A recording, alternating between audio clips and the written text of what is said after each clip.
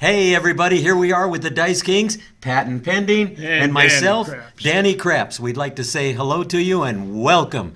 But before, is there anyone you'd like to say hello to or shout out to, Patent Pending? Absolutely. I got a couple of shout outs I'd love to get out. Bijan, I was walking through the Wynn Casino Resort the other day, and I'm telling you what a fabulous resort that is. I think everybody in this town needs to go through there and just take a look. Unbelievable. But I was walking by the Bijan store, and there was Dorothy, Jan, and Carla. And I happen to know a little bit about them. Oh, man, they are just sweethearts. I wanted to give a shout out to them and say thank you for watching our show. I really appreciate it. You guys are the greatest. Everybody go in there and see them. And I'd like to, 0 Degrees is a little restaurant up in Summerlin. I'd like to give it a shout out there and have you go up there and just have a little bit of lunch. You really like that. And, of course, the Gamblers Exchange store down there on Main Street. Oh, boy. What a place. Jill and Adam, yeah. You can get cards, dice, whatever you need, chips. Anyhow, Danny, do you have a shout-out for anybody? I certainly do, Patent Pending. I certainly do. I'd like to give a shout-out to Lee Mao and his lovely wife, Savan. And Lee Mao is doing the neon, has been doing the neon, and he does some fantastic work. As a matter of fact, the Neon Museum is going to be displaying this month. I think they're going through the whole gamut of when neon started, and this man is an artisan. I hope that once people see the pictures that we'll put up, you will just be amazed. So he is unbelievable. Beautiful work. Oh, yes, yes. And, of course, like you said, the Bijan store, I've actually been in it. It's very impressive. But you have a big shout-out to some celebrity, I believe. Jimmy Kimmel, JK, homegrown here in Las Vegas. Hey, Jimmy, I know you got probably many cars in the garage and other numerous things, but you don't have what we have for you from Caesar's Palace heyday, where I spent 22 years, and your uncle, God bless him, I knew him. He was a nice guy. So, Jimmy, get in touch with us. I'd like to give you something you don't have in your collection from Caesar's Palace. It's unbelievable, Jimmy. It's well worth it. Yes, and only because you are from Vegas. No one else. I wouldn't give it to any other talk show host. Yeah, absolutely. That's true. JK. And then a couple of weeks ago, I think I came out a little bit harsh on a few of the dealers, the younger dealers, I should say. Us older dealers, we had a little different times back then. I understand where the younger dealers are coming from. They never was really taught. When we were taught how to deal the game, the dice game and everything, we were entertainers. You had to learn to be an entertainer. And it's just like the Rat Pack when they were up on stage. They were in front of thousands. Well, we had our own stage, which was a crap table, from 7 to 13 people. And you had to entertain, whether you were a car salesman, an airplane pilot, flying by the seat of your pants most of the time. You had to sit there and you had to work it to where they would just fall over giving you their money so you could sit there and put it in our box, is what it was. We had little boxes that we put our tokes in.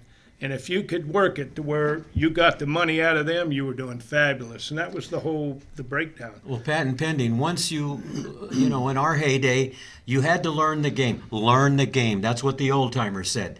The rest would come depending on your personality. But the incentive was that you were going to make money if you could develop your personality in conjunction with learning the game and being well skilled. You wanted to be called what there was a croupier, a clerk. Those were top of the line words that were used for crap dealers that were exceptional.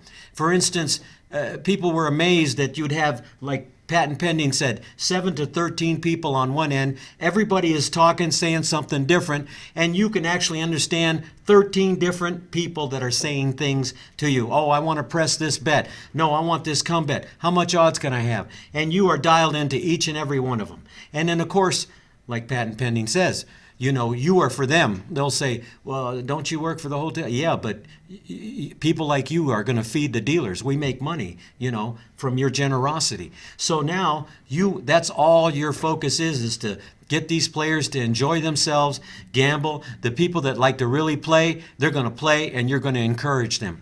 And at the end of the day, like Patent Pending says, you go to the box, you split it up 4 ways, Back then, of course, we used to take out for taxes. What were the taxes? Not just for the IRS. We used to give a gift to the floorman, to the boxman. That's how it was, so that everything ran smooth. It was almost like the way the mob ran their business. Oh, They based it absolutely. on the Roman thing. They had the corporate regimes. They had the soldiers. Well, we based it on. We had a captain, and we followed his lead. We had the strongest dealers on the crew, and the weakest dealer, the weakest link, followed what he said. He may not have had the gift of gab, but he handed off the come bets. He would say, Mr. B, Mr. C, what can I do for you? That was expected of him. Otherwise, he had a little talking to after the we got parking off. lot. That's Because exactly right. we wanted to make money to feed our families, buy gifts for our kids, and other little things that you got from working and being an earner. Absolutely. We carried probably 5 to 6 matchbooks in our pockets. So at the end of the day, you would roll up the money. You'd put it in matchbooks, which everybody remembers back then it was a dealer. And you would hand it off to a boxman, floorman, whatever. And they expected it if you were making money every day. So it was very interesting. And everybody was in on the picture. So you more or less had the green light. And of course, we had all of our little sayings on the dice table that you would say. So if there was a big boss behind you, you might say green light, red light. You know what I mean? So green light, you could go out and make the money. Red light, there was a boss around, so you just dummied up. Or you were going to get in trouble if you got caught. Hey guys, Yes, sir. hey, we got an email after last week's show from Elliot in South Carolina, and he thought the show was really cool, and he said, "Have you guys thought about maybe making a movie or having a movie about your experiences?" Well, we thought about a movie on this, but you know what, Elliot? This is too big for a movie. It has to be a series. There's just too much involved. I mean, we got so many stories and people and dealers. This thing's unbelievable, though. If it ever did make it a series, it would be the '1 show. Absolutely, this thing was just it's amazing what we have that people are interested in hearing all this stuff because we lived it.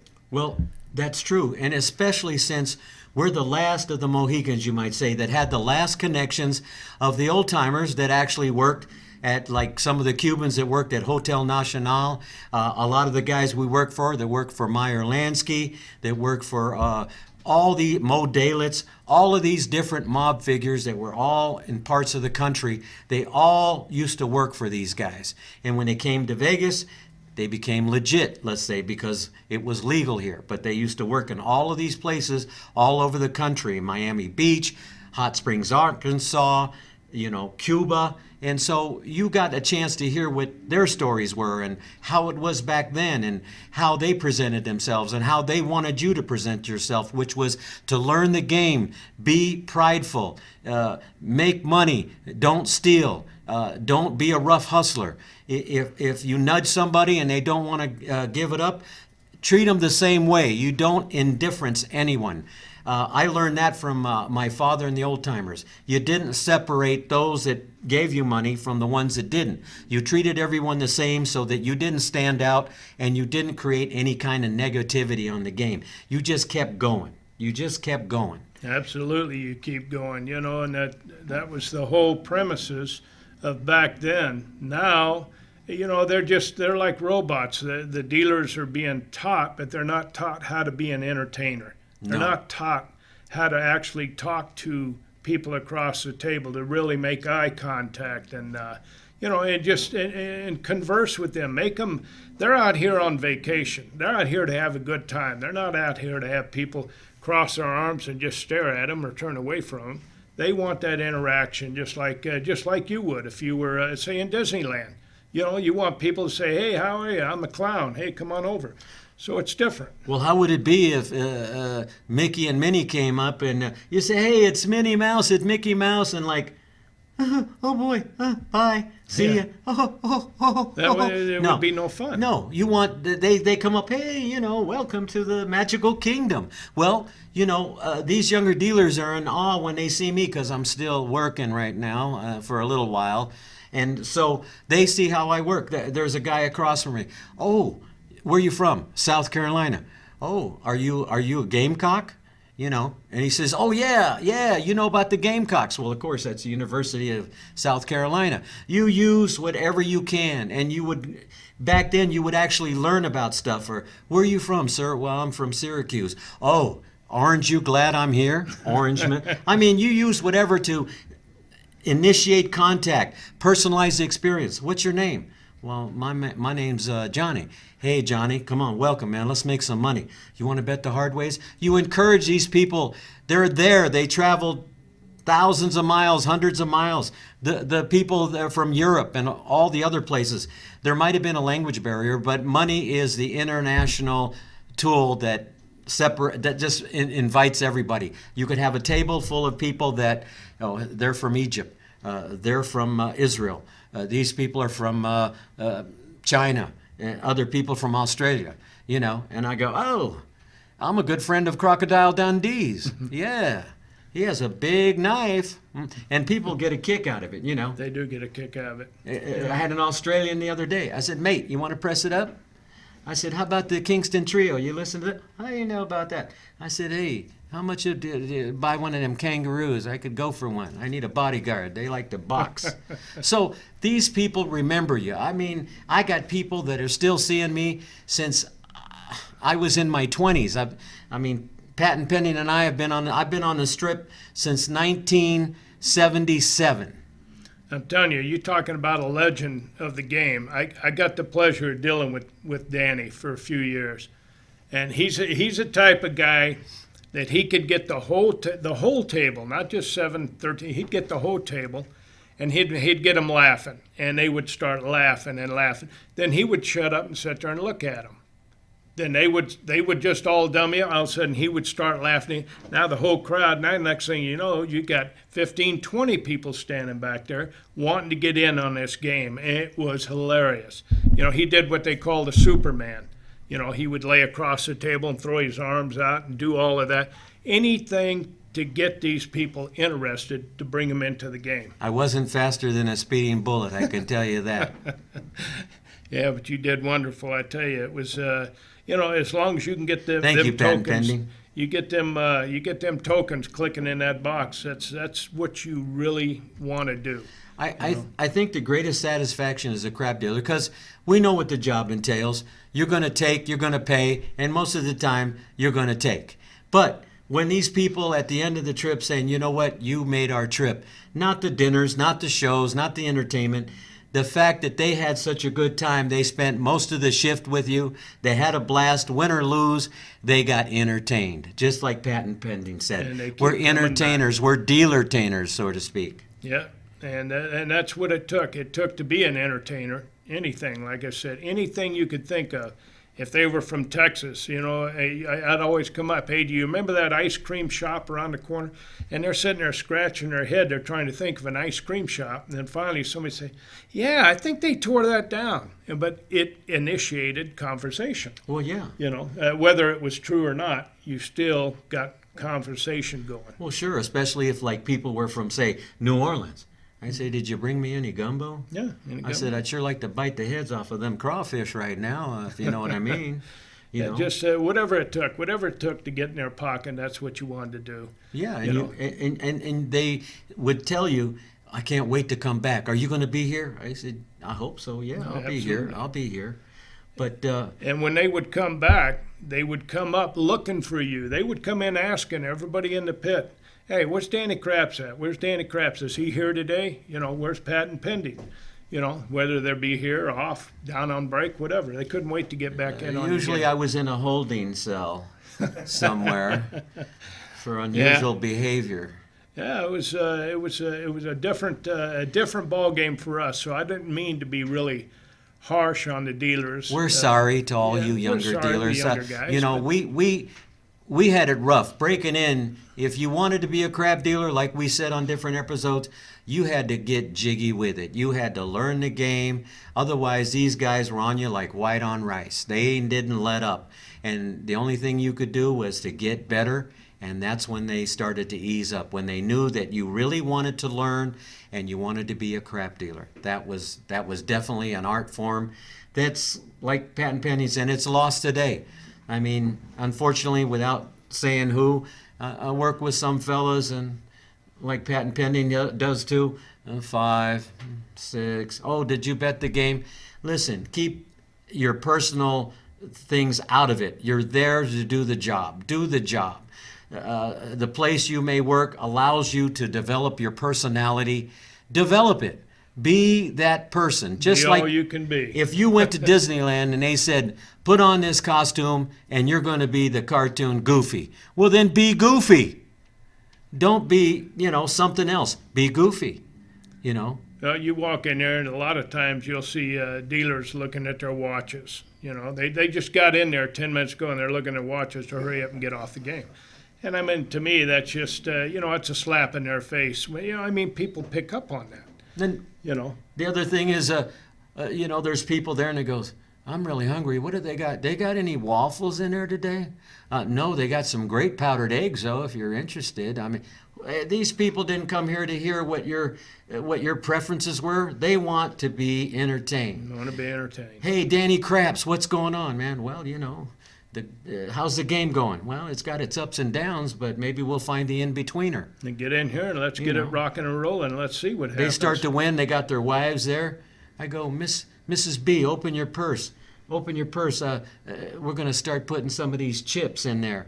Maybe you'll go get a bigger purse. How about one of those Louis Vuittons, Bobby Vuitton's purse line, the Polish purse. The Polish purse, Yeah. Just anything, like I said, that you could work to get them in your corner. You could. It only takes if I couldn't do it, maybe Danny could come in and he could change their mind.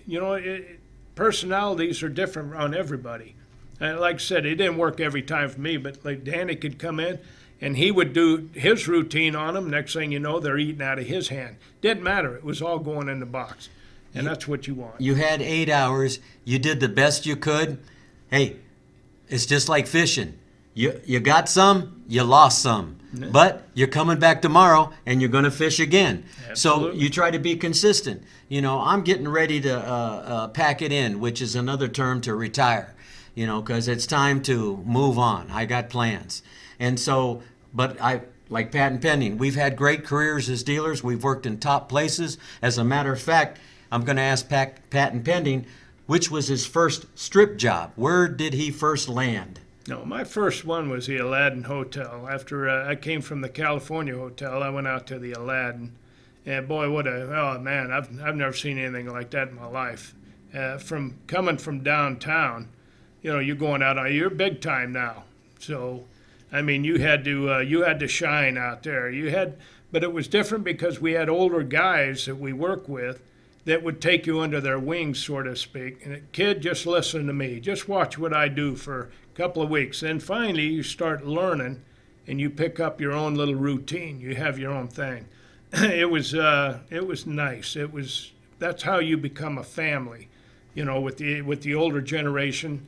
And I was a young guy, I was like the baby out on the strip, but it was fun, of course the bosses, they all still yelled at you and everything, but you learn how to avoid them and go ahead and start making money, And it was the Aladdin. That was great. Sam Diamond was out there, Mr. G. Yeah, Mr. G. You could tell a lot of stories about Mr. G. Yeah, I could tell a few on them. And he was running the joint. Yeah, he was running the joint. So he was good to me. He took care of me. Of course, they all did. If you were good, they took care of you. So as far as juice, if you were juiced, that's a different story. But, you're just walking out there. I happened to walk out there when they just fired like 15 dealers. And he said... Any particular reason? Well, from hustling or whatever, Whatever. Or, they could have, changed personnel. Yeah. But I happened to walk in there at the right time. They had just fired 15 dealers, and next thing I know, he said, "You're hired, kid. Just don't ever steal from me." Which, you're not going to do that because you know what happens. But how did you remind him about who you were? Because didn't he know you as a kid? He did. When I was out at Lake Mead, I used to clean fish out there. Used to hang out at Las Vegas Wash, and they used to come in on the boats. "Hey kid, come here, I'd give you a fin." Clean their fish. They'd go in and have a few beers, and you'd put them in little baggies, wrap them up, put them in their in the ice chest, and they'd come out and give you the fin, and a fin's $5 bill, and which was a lot for me back then. So it was a wonderful thing, and that's actually I mentioned my name to him, and it sparked a memory in his mind. I guess that's why I was juiced in. Didn't he know your father? Yes, he knew my dad. Yeah, my dad towed him in a few times out there being drunk, out on the lake, and hooked up the boat, towed him back into to the boat dock. Yeah, it was a good upbringing. And I have no regrets, no regrets. The hotels were wonderful to me, and everybody out there has been real wonderful to me. Well, you had a great experience with Mr. G, but mine was not the greatest. I was working at the Golden Nugget, and there was a good connection. A lot of the guys from the Golden Nugget, a few I should say, were getting jobs at the Aladdin. They had a connection there. And my dad called Mr. G because they had worked together at the Flamingo. And unfortunately, Mr. G, I think the shift was losing that day. It was very bad timing. And I was young, and I came in with a white shirt and black pants. That was traditional when you went out looking for a job. You wore the white pants, and you made sure your shoes were signed, and you had a haircut. And you looked decent. You looked the part to wanting to be out on the strip. So I had him page, which was another mistake. I said, "I'm looking for Mr. G." I said, "Could you page him? And Mr. G, would you come to the cage?"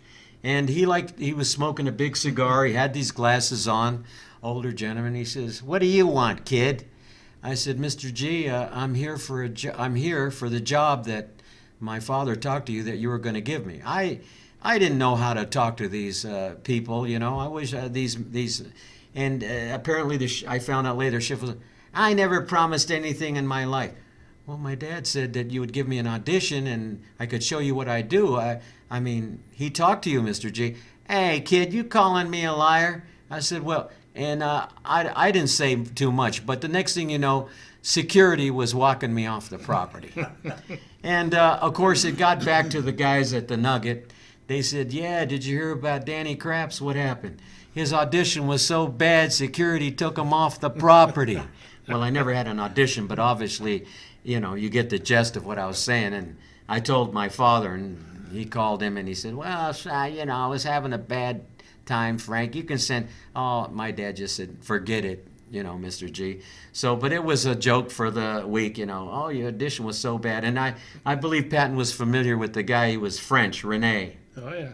And he puts me on a base where the dealer was having a beef with the players, and then he throws me in that side, Trying to clean it up. I'm just trying to figure out how to pay the 6 and 8, and all these people, and the guy says, "Oh, they brought in another one. What about you?" I said, "Sir, I'm just taking an audition." Well, Get so him out of there. it was just bad all the way around. It was just bad, and but it all worked out in the end, and that was the main thing, and I'm sure Patton Pending remembers that when you went from downtown, a totally different mentality, to the strip, where you're now working basically for yourself with the other dealers, you're earning, and you watch how they do it, how they make money, the atmosphere in the place, the cocktail waitresses, the bosses. I mean, these, and you think about the Aladdin. It was connected, like most of the places. You had Skorsky Webb out there. You had there was a big Detroit faction there, and in Detroit they had a lot of different fellas there that had some influence, shall we say, allegedly. And I used to go in the Aladdin, and it was a beautiful property. It was very electric when Patton Pending was there, and some of those places were very electric. The atmosphere was alive. People were gambling. People were having a good time. They're at the bar. The men are dressed to the nines. The women are looking killer. They're wearing gowns. I mean, people looked elegant back then, and Absolutely. you felt you knew you had to step it up. You weren't downtown, and I don't want to slight anybody for downtown, but it was more like mom and pop and the average Joe, and they're going in there and they don't want to spend a lot of money, and they get their discounts and stuff. But the Strip was a different animal, and you wanted to be a part of it, and you wanted to be able to earn money and learn about who these players were. And when they come back, they're going to come and see you. They're not going to go to another table. That's what crap dealers do. They made their clients and their Georges their own. The other customers only went to other games if you weren't there. You could tell if you can go in any hotel. If you see a crap table that is jam-packed with people playing, you look at the other crap table, they're all standing around dead. That'll tell you that somebody's doing their job on that table. Either that or they got a big hand. But most of the time, say you got Danny Craps over there, and he just got a crowd. He's got them just pumped up and going and going. Everybody's going to go to that game all the time instead of going to these people that just stand there and look around, turn their head when you walk by, and doing all this. It's a big difference there. Now, at the Aladdin, of course, from the bar, right from the right-hand side, they had the Irish show band. And boy, I mean, you talking about getting the music pumping, and everybody was just rooting and screaming, yelling. Dice were flying. You were wringing wet getting off there. You didn't have time to even talk to anybody else. You're busy talking to them, taking care of the game, and fill in that box if you can. Fill in that box. And one of the things you learned when you went to the Strip is you were not casino gazing. No. Believe me, these guys were sharp. Well, what's casino gazing? Casino gazing is when you're looking around and you see all these beautiful women and you're losing your mind instead of concentrating and focusing on what you're trying to do. Even the other dealer would say, hey, pay attention. That comes later, okay? Just like Tony Montana. First, you get the money. Then you get the girl, okay? So that's how it was, I mean, yeah, absolutely. That's when it was. When I went from, I stayed downtown a long time. I stayed downtown 4 years. My dad came to work at the Nugget a couple of years after I'd been there, and he tried to teach me, if I wanted to go into management and I didn't want to just keep dealing. He tried to show me all kinds of things, how to mic dice, where to stand. Back then, all the casinos had mirrors, how to use the mirrors so that you could see everything. It was like unbelievable. You could see what's going down at this table and the other table. You could see if the dealer was making a mistake or not, or if because downtown there was no real hustling. The dealers weren't hustling. When you got to the Strip, that's when the dealers started, talking off to every Strip dealer talked off of the side of his mouth that was a crap deal. Hey, how you doing, Danny? But like they he was still had working. the mirrors running down. They still had the mirrors. That's roof. correct. On the roof. So a boss there could look at these mirrors and see exactly what's happened 3-4 games over. If he didn't like what he's seen, you were going to hear about it. No. I remember being at Caesar's Palace when I was working, and I was leaning into this guy, and he was hard of hearing, and and I'm bent over, and I'm trying to get, and then what can I do for you, kid? Well, maybe a little something on the side for me, whatever you want to do. So then when I got off the game, the boss was down there talking to the other boss. He said, "Hey, Danny, come here." He said, "Something wrong with your back?" I go, "No, it's fine." "Well, you were down there for a long time." I said, "I think the guy said he lost his contact." And he said, "Bullshit. Yeah, you were nudging him. I saw it. Just be careful, kid." I said, "Yes, sir. Yes, sir. I guess nothing gets past you, huh? Not even a postage stamp." I just wanted to know why all the bosses, when I was around them, they were all 6'4". And I kept laughing, man, how are these guys all so tall? They must hire all tall people. And I found that's when they came out with the platform shoes.